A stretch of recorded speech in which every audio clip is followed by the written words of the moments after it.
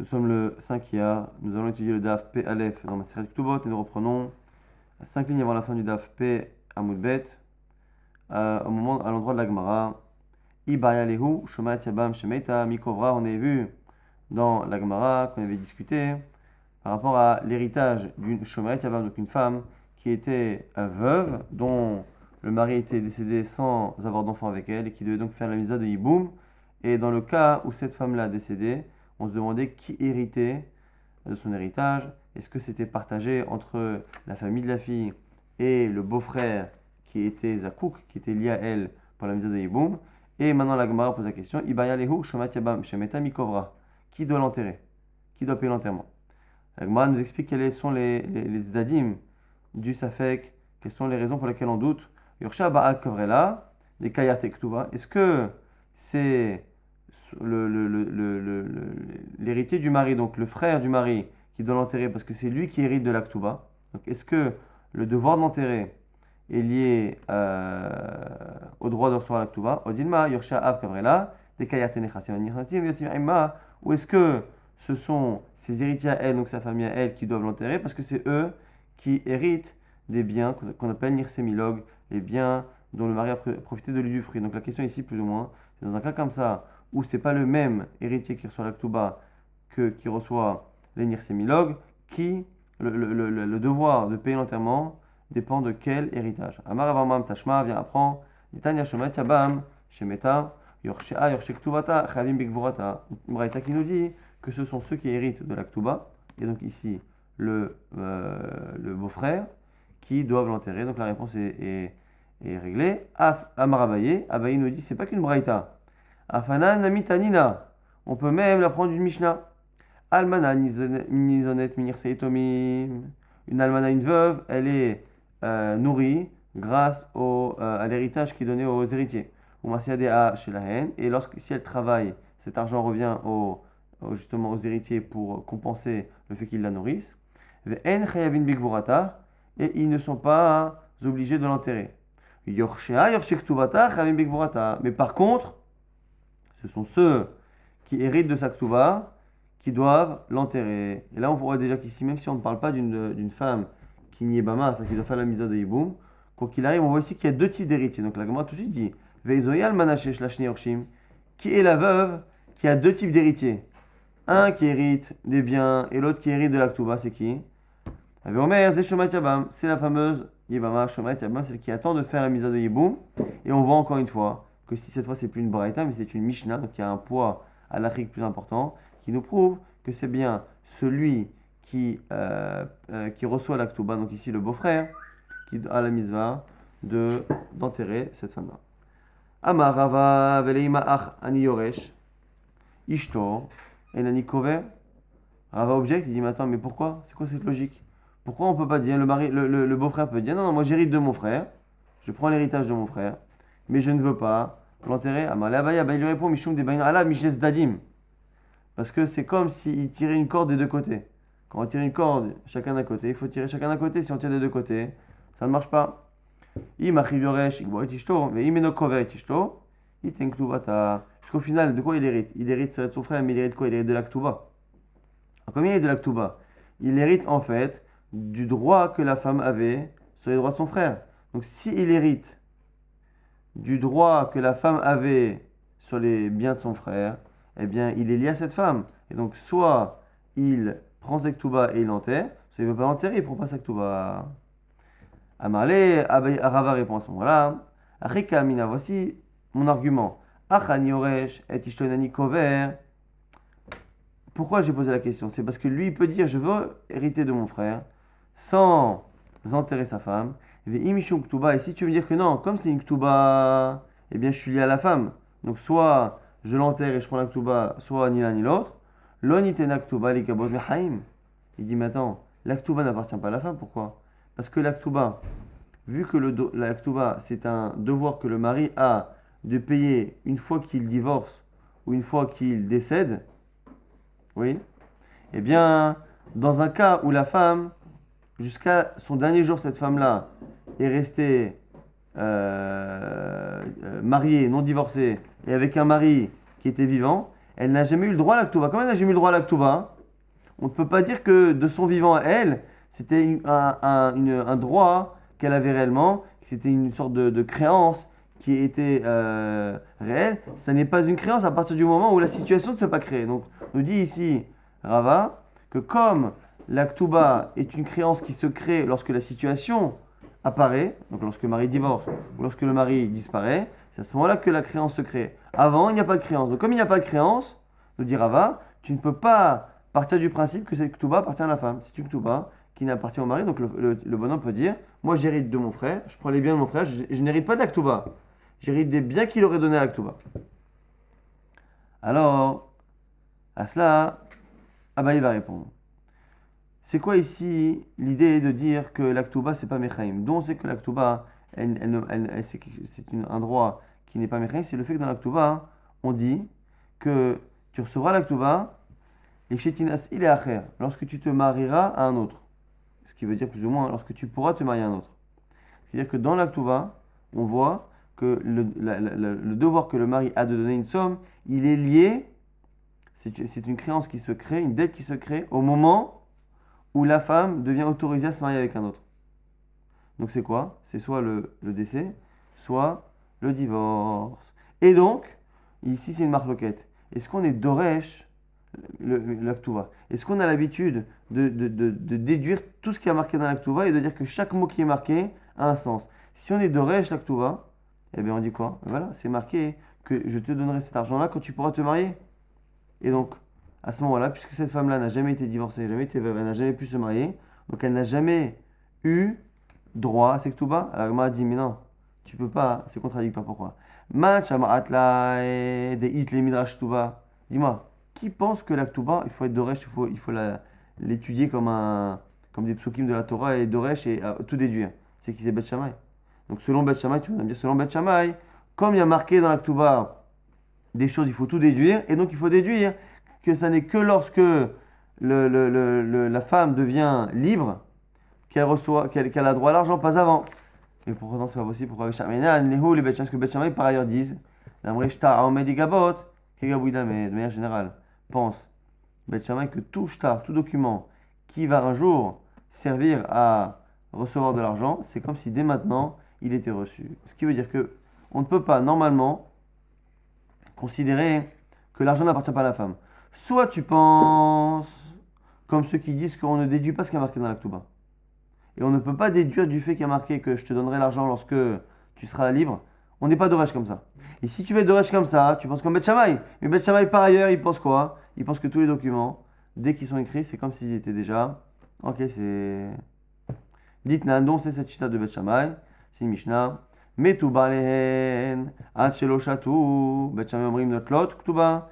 Une femme sur laquelle on a un safek, on a un doute si elle est sota, on ne sait pas si elle a trompé son mari ou pas, son mari veut lui faire boire les eaux de sota. Et entre-temps, le mari décède. Donc comme le mari décède, on ne peut pas lui faire boire. Parce que normalement c'est marqué, c'est lui qui amène la femme vers le Kohen. S'il n'y a plus d'homme, il n'y a plus de misa. Que fait-on dans ce cas-là? Notre lot ktuba, elles prennent leur ktuba, veloshotot. Alors que normalement une femme, si elle est adultère, eh bien, elle ne prend pas la Ktuba. En tout cas, nous dit Beth Shammai ici, elle prend la Ktuba. Ou Beth Hillel, Omrim, Beth Hillel disent quoi? Oshotot, o lonot lo Ktuba. Soit elles boivent, soit elles ne prennent pas la Ktuba. Donc, soit elles boivent et elles sont disculpées et elles prennent la Ktuba. Si elles ne boivent pas, elles n'ont pas de Ktuba. La Gemara dit, attends, je comprends pas. C'est quoi Oshotot? C'est un choix qui me propose Beth Hillel. Comment je peux la faire boire? Il n'y a plus son mari. Oshotot, Vevia Ish et Tishto, la Kohen Amrahaman. Elle a dit que c'est l'homme qui doit amener sa femme. Le Kohen Veleika, c'est pas possible. Et là, mitor chez l'oshotot, l'onot l'oktuba. Beth Hillel, c'est une expression. Quand il dit c'est ça ou ça, c'est dans l'absolu, c'est ça ou ça. Et donc, comme il y en a un qui n'est pas possible, eh bien, probable l'oktuba. Théoriquement, c'est soit théoriquement on boit et on est disculpé et on a l'oktuba, soit on ne peut pas boire, on ne boit pas, c'est-à-dire qu'on ne peut pas boire, ce qui est notre cas. Et à ce moment-là, on ne peut pas disculper. Si on ne peut pas disculper, on ne prend pas l'oktuba. Maintenant, on va étudier Beth Shammai. Beth Shammai notre Ktuba, velo shotot amai. Svekaou. Mais comment Beth Shammai peut dire qu'elles prennent la Ktuba? Puisque finalement, puisqu'elles ne peuvent pas boire, Beth Hillel, je le comprends. Comme elles ne peuvent pas boire, on ne sait pas si elles sont coupables ou pas. Comme on ne sait pas, on ne va pas sortir l'argent du mari. dans le doute, on ne va pas faire payer un mari alors qu'on ne connaît pas la situation. Alors, Bet Shammai, comment il comprend, comment il est fou pour dire ça? Selon Bet Shammai, on ne peut pas la faire boire, donc on ne sait pas si elle est disculpée, et pourtant on fait sortir la Ktuba. Sfeka, ça fait Znaï, ça fait Gloznaï, Vekati, ça fait Komotimi Devadaï. Quand tu ne sais pas si elle est disculpée, et tu vas sortir l'argent Maya Vadaï, Kasare Bet Shammai, Shtara Omeli Gabot, Kegavouidame. Bet Shammai, il pense que quoi? Qu'un document qui est écrit, c'est comme s'il était déjà encaissé. Ce qui veut dire que c'est comme si l'argent était déjà dans la main de la femme. Et donc, c'est pas qu'on sort l'argent du mari. Au contraire, l'argent, il est considéré comme étant dans la chazaka de la femme. C'est une marque qui est importante. En tout cas, on voit d'ici que, selon Bet Shammai, l'argent est déjà considéré comme étant à la femme. Donc, soit tu dis comme Bet Shammai que l'argent est déjà à la femme, et à ce moment-là, c'est déjà qui est gabouille. Soit tu dis qu'on ne tient pas comme Bet Shammai. Si on n'est pas comme Bet Shammai, on n'est pas d'Oresh Aktuba. Donc, quoi qu'il arrive, on ne peut pas dire que l'Aktuba est quelque chose qui n'appartient pas à la femme du vivant. Donc, comme ça appartient à la femme, déjà de son vivant, même si elle n'est pas divorcée ou veuve, eh bien, le beau-frère, maintenant qui vient hériter, il ne peut pas dire, moi je prends l'argent de l'Aktuba en étant déconnecté de la femme. Tu ne peux pas, tu es en train de prendre ce qui lui appartenait. Si tu prends son argent qui était déjà encaissé de son vivant, eh bien, si tu prends son argent, tu dois l'enterrer, et sinon, ni l'un, ni l'autre. Maintenant, l'Agma nous dit Veha ba'inan, kshetinas ila acher, titli mashikatuv lechi, veleika. L'Agma dit bon, ok, mais au final, normalement, c'est quand même marqué dans la Ktuba que c'est lorsque elle peut se marier à un autre qu'elle reçoit la Ktuba. Alors, même si on dit que l'argent est encaissé avant, il faut qu'à un moment donné ce soit vrai.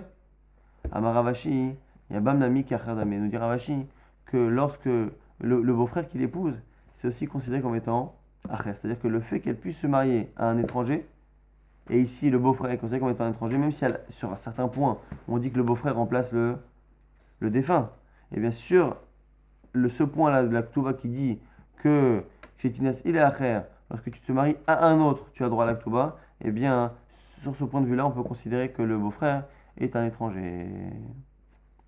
Maintenant, nouvelle Sheela. Shalach le Rava le Abaye beyad Rav Shemaya beizara midina ktuva ligabot mechaim. Une question à propos d'une braïta. Encore une fois, c'est toujours le même massa ou matin entre Rava et Abaye. Abaye dit que la ktuba, elle est déjà considérée comme étant appartenant à la femme. L'argent est déjà considéré comme étant encaissé du vivant. Vehatania nous dit Rava, il y a une braïta qui dit Rabbi Abba Omer. Sha'ati et Sumchus. J'ai posé la question à Sumchus. Un beau-frère, justement, qui a déjà fait le hiboum. Arotse Shimko bin Nirse Aviv.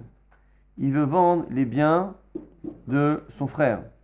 Ketzad hu osir. Rappelez-vous, on a dit dans la Mishnah que lorsque un beau-frère fait hiboum, eh bien, il ne peut pas vendre les biens. En fait, comme lorsque la personne fait hiboum, elle est obligée de payer la ktuba avec les biens du frère, eh bien, les biens du frère qu'il a reçus, il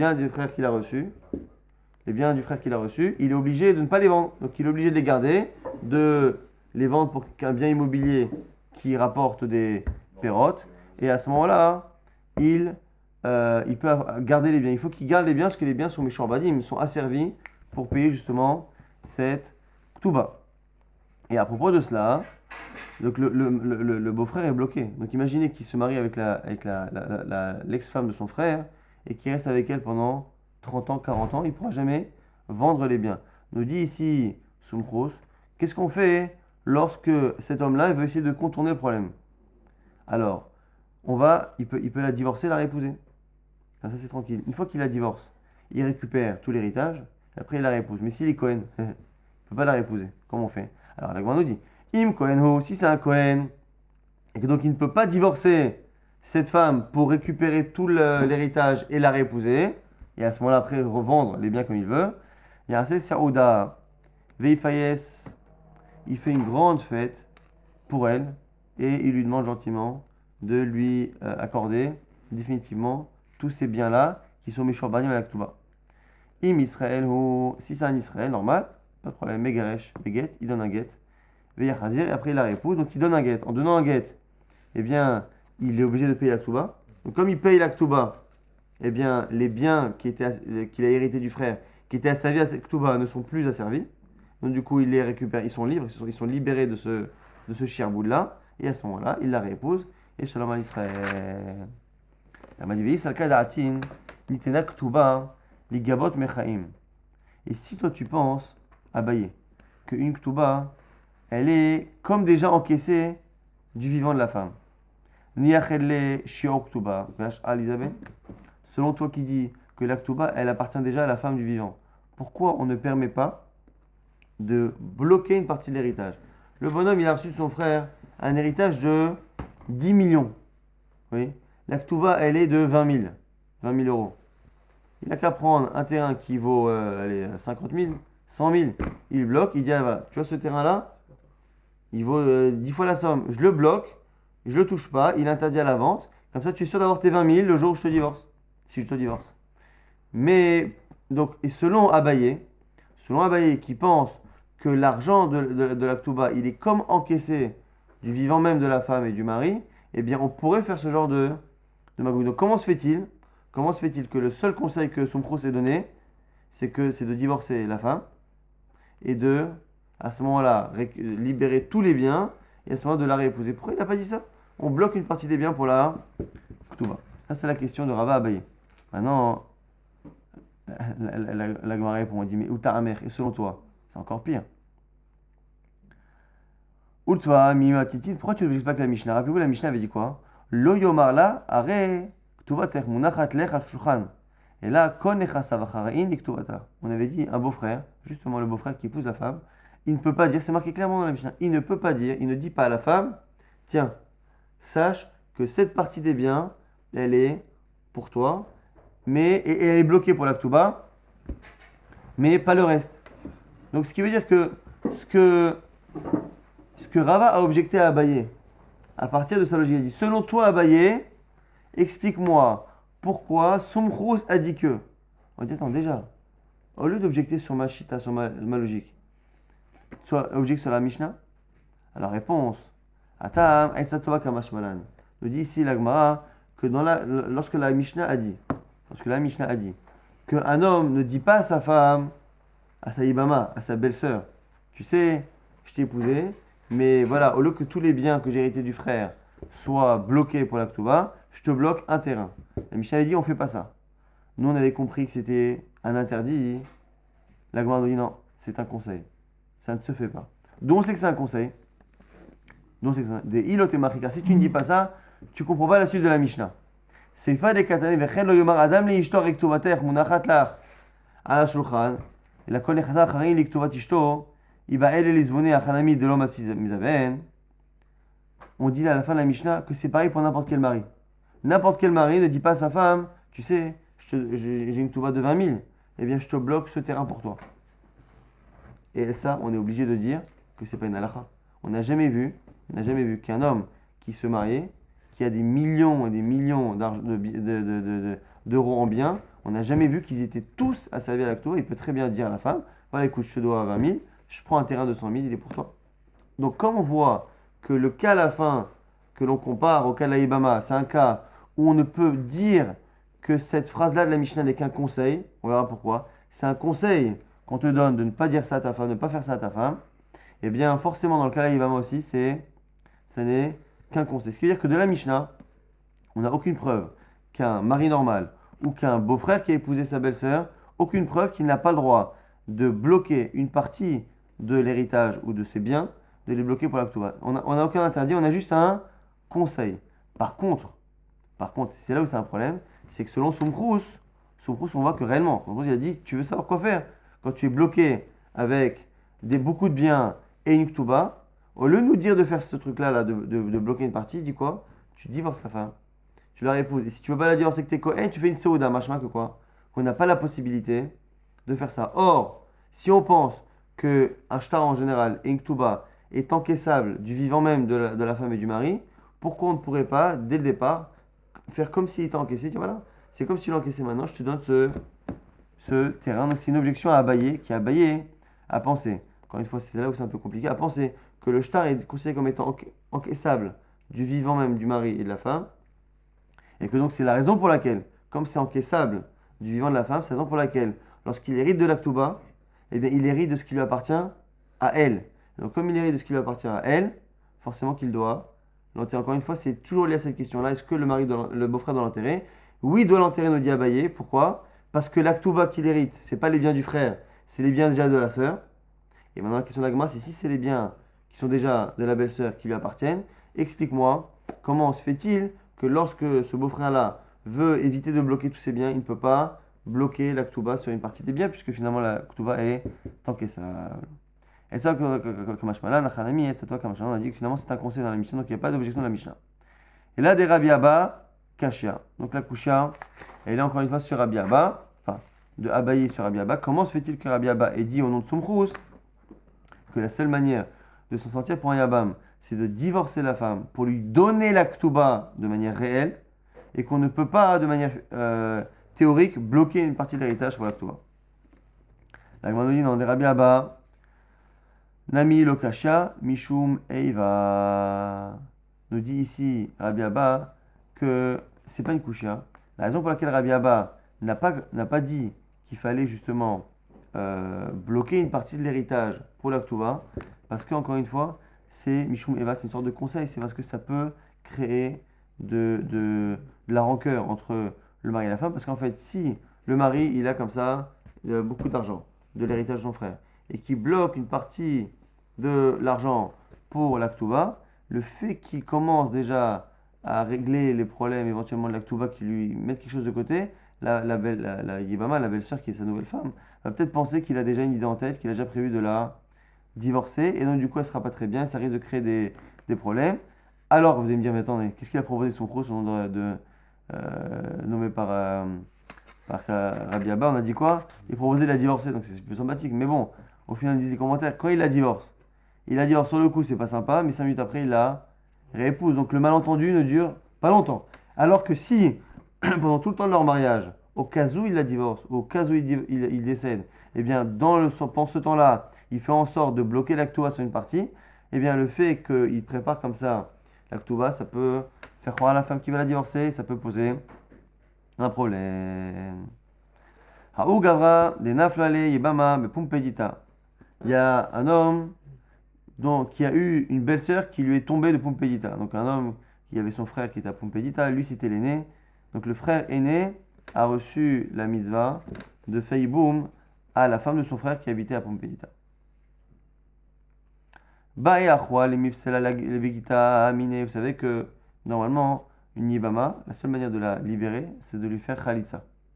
Mais on a vu que lorsque les frères, un des frères donne un guet, même si ça ne marche pas Minatora, Midara Banane, ça marche et c'est possède. Comme les gens pensent qu'un guet ça marche, pour pas avoir de problème et qu'un jour on fasse le hibon avec une femme qui a reçu Khalitsa, eh bien ici on a fait en sorte que si un des frères donne le guet, c'est problématique. Alors, il y a un des frères qui a voulu donner le guet pour empêcher le grand frère de faire la misa. Amalé, Maïda Atir, il dit, qu'est-ce que tu veux? Mishum Nirse, parce que tu ne veux pas que j'hérite de notre frère. Quand que le frère, il avait de l'argent, il dit, tu veux pas qu'on hérite? Ana Benirse, Palig Nalach, si tu veux, je fais Yiboum, j'hérite et je te donne la moitié. Donc, pour montrer que l'on peut faire ça. Amaravieux, c'est qui vient d'amour Abanan, Lo Lizaben, Afagav Dezabin, Lo Avas Vinasvine. Maintenant, on nous dit Rav Yosef. On a dit qu'il n'avait pas le droit de vendre un mari à un beau-frère qui fait la mise à Yiboum. Il ne peut pas vendre les biens parce que tous les biens sont asservis à la Ktuba du premier mari. C'est les biens du premier mari. C'est la Ktuba, l'engagement du premier mari. Il ne peut rien faire. Maintenant, nous dire à Rav Yosef, non seulement il ne peut pas, mais s'il le fait, la vente est nulle, caduque, nulle et non avenue. Il n'y a jamais eu de vente. C'est pas qu'il n'a pas le droit, c'est qu'il n'a pas la possibilité. Des Tanya, Mishemed Venyar Shomeret Yabam Venyar Nechasim Beme Amane, Afalpi Shektuvata Eina Almane, Loimko, Shekol Nechasav Acharin Ektuvata. D'où il déduit ça, Rav Yosef, d'une braïta qui dit quoi? Un homme qui décède et qui laisse donc sa femme sans enfant, une Shomeret Yabam, et qui a laissé une fortune de 100 manées, même si la Ktuba de sa femme n'est que de un seul mané, eh bien, le beau-frère, Loimkor, il ne peut rien vendre sur les 100 manées. Les 100 manées sont bloquées pour payer éventuellement ce mané de l'Aktuba. Donc c'est ça la preuve de Rav Yosef. Alors avec moi, tout de suite, il va objecter parce que c'est quoi? On a dit encore une fois que la Mishnah chez nous avait dit quoi? Elle avait dit qu'un homme n'a pas le droit de vendre. Maintenant, c'est pas parce qu'il ne doit pas vendre que la vente ne marche pas. C'est deux questions. Est-ce qu'il a le droit de le faire? Oui ou non? Après, s'il le fait, est-ce que ça marche? C'est une autre chose là. Est-ce qu'il a la capacité juridique de le faire? C'est encore une autre question. Donc, Rav Yosef vient et nous dit que même si la Mishnah n'a pas dit ce qui se passait après coup, moi je dis que ça ne marche pas. Quelle est ma preuve? Ah, c'est intéressant. Que nous on a déjà une Mishnah. Il est parti chercher une Braïta, donc qui est moins bien. Mais la Braïta elle ne dit rien non plus. Qu'est-ce qu'elle dit? Elle dit qu'il ne doit pas le faire. Mais merci, c'est ce que la Mishnah elle a dit. Mais tu m'as toujours pas dit que si il tentait le coup, ça ne marchait pas. Amarle Abaye, Abaye répond. Mais quoi à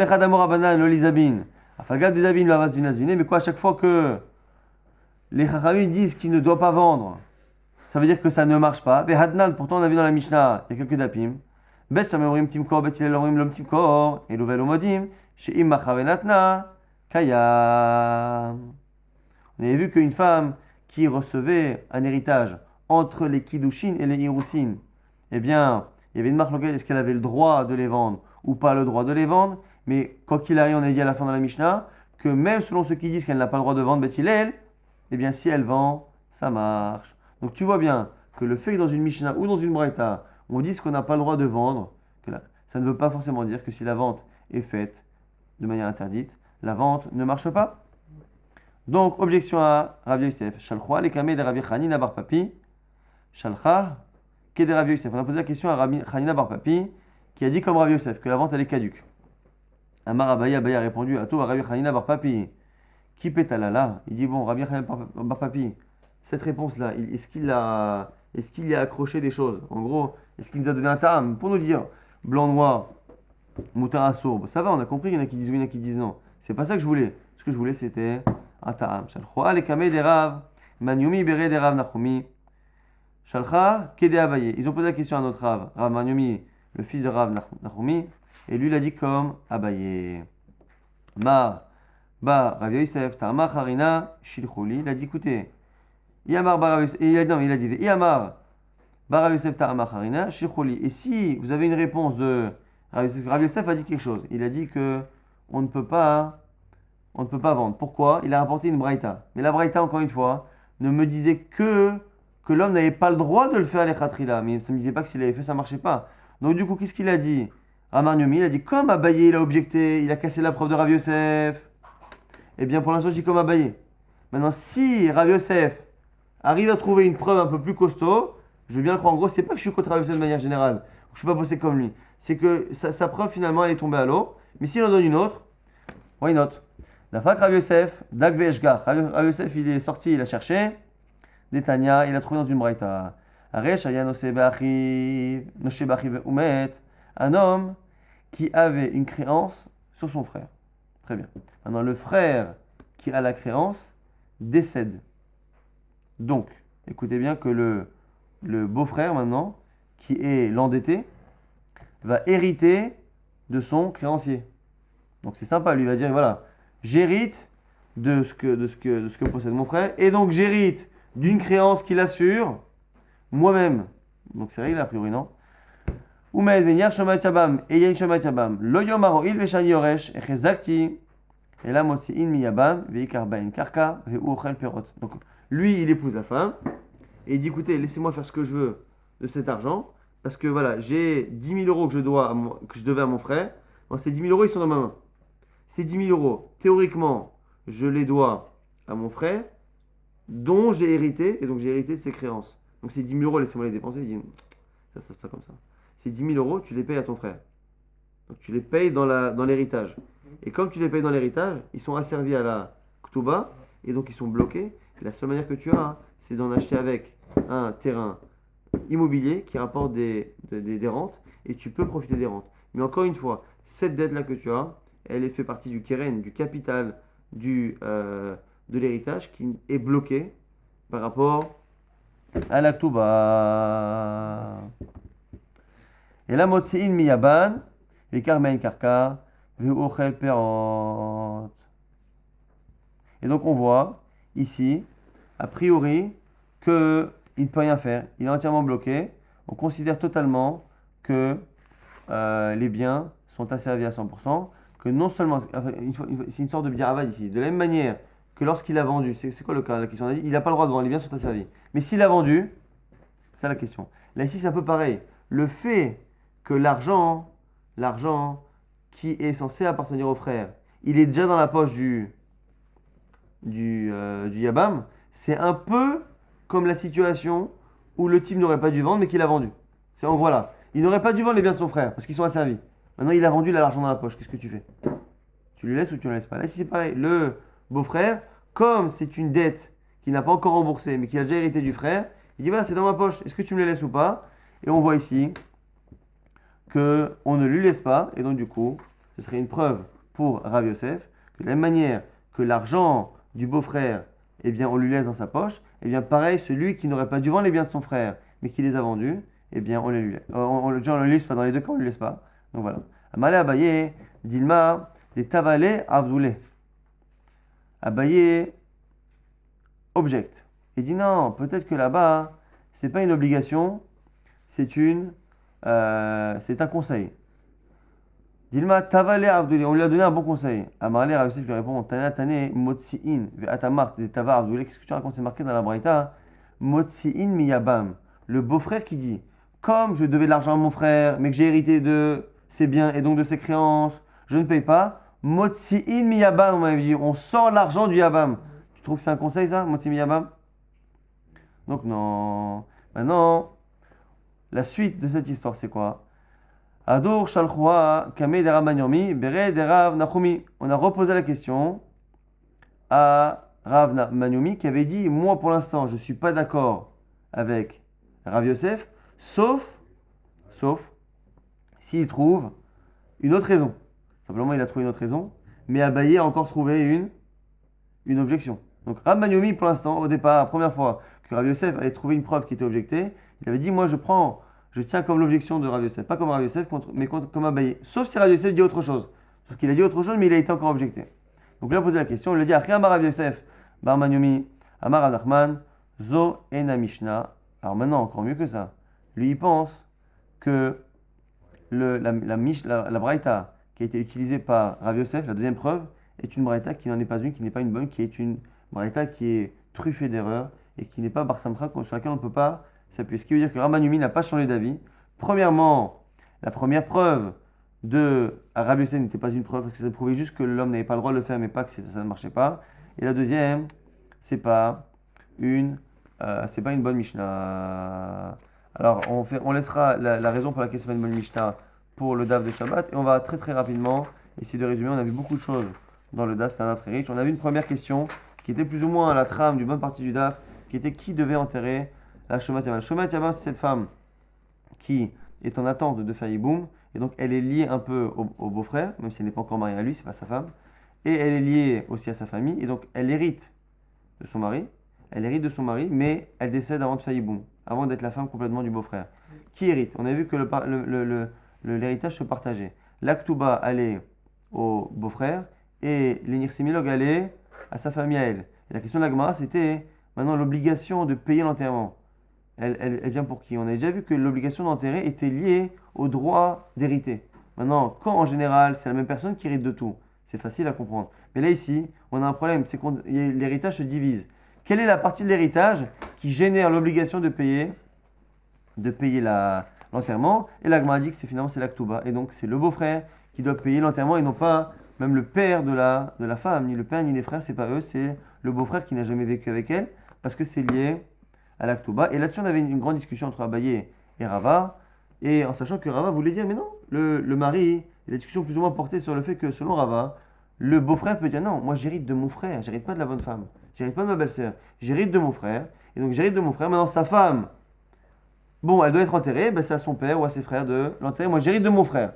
Et Abaye n'arrêtait pas de dire que non, finalement, ce dont le mari héritait, c'était de l'Aktuba de la femme, et lui voulait dire que du vivant, même de la femme et du mari, eh bien le shtar il est considéré comme étant déjà plus ou moins encaissé ou encaissable. On a vu aussi par ailleurs que ce qu'on a dit dans la Mishnah, qu'un homme, que ce soit un beau-frère ou que ce soit un homme normal, un mari normal, ne doit pas bloquer une partie de de ses biens ou de l'héritage du beau-frère, du frère, pour l'Aktuba. Et on a vu que non, c'était pas une halakha, c'était juste une Etzat Tova, un bon conseil pour éviter encore une fois la Eva, parce qu'on verra aussi que même selon Soumchrous, qui pourrait penser éventuellement que l'on peut le faire, que ça marche de bloquer une partie de l'héritage pour un mari et même éventuellement pour un Yabam selon Abaye, ça n'est pas très bien, ça crée une Eva, parce que la femme pense que l'on va la divorcer. Donc selon Soumchrous, eh bien celui qui veut contourner ce problème, qui a un héritage qui est immense et qui est bloqué à cause d'une petite Ktuba, eh bien s'il n'est pas Kohen, qu'est-ce qu'il fait? Il divorce la femme.